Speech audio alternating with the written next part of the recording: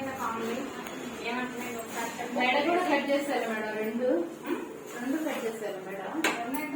ఎట్లా కట్ చేస్తారు? అప్పుడు ఒక పాటు పక్కన పెట్టేస్తారు. నేను అట్లాగా ఉసురు బట్టి కాజాలు బట్టి మా కిట్టి పెట్టింది.